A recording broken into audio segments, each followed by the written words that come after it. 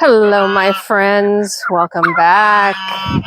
Just wanted to give a quick update on where things stand as we hit fall. It is October. Oh my gosh, how did that happen?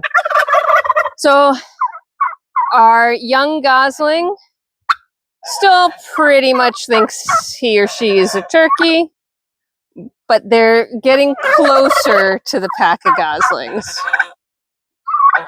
Our young duck, part of the flock. Wouldn't know that it was a young duck and raised without ducks. It's part of the flock now.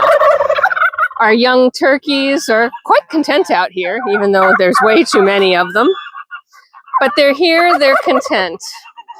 The boys have stopped their fighting, which is, always positive. And everybody's, except for one little guy doesn't have his tail feathers yet. They're coming.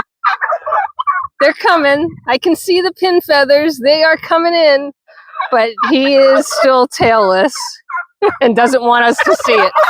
Everybody else is looking brilliant. The chickens are all out and about because it's an absolutely gorgeous day. The pond is crystal clear. I can see to the bottom, well, partially because it's pretty shallow at this point. We need some rain. We're not going to get any anytime soon, but hopefully it'll come. Meanwhile, it's nice to be able to see the bottom and make sure there's nothing happening down there. So I don't mind so much when it drops once or twice in a season. We still have to fill the holes in that the chickens have dug, but they have expanded their hole territory pretty significantly. They have dug giant crevices, and these I don't mind because they're off the fence line. Nothing's going to bother. It's just this one around the fence pole that needs to be taken care of. But they are loving the dust bath, and of course the dirt's nice and dry, so it makes an awesome dust bath. The ducks, like I said, very content. You really can see, even at the deep end, clear down to the bottom of the pond when the sun hits it. So that's neat because I don't often get to see the deep end and see what's going on. So haven't seen any turtles recently, so either our turtle friend has moved on, which would be okay because, he needs to go find more of his own friends, or he's just not coming out while I'm around, which is also a very good possibility. Either way, if he wants to overwinter here, he's happy to do so. We have no problem with box turtle, painted turtle, all the standard pond turtles. The turkey are following me around the pond because, that's what they do. Meanwhile, in breeding land for the goats, Thorn is currently locked in a stall with Jacey. Jacey has gone into heat. She's kind of early in her heat, so, we'll have to see if anything happens today. If not, we'll try again tomorrow.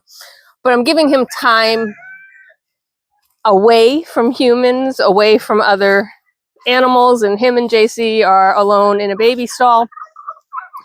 And we'll see if he can't get the job done. He's definitely showing interest.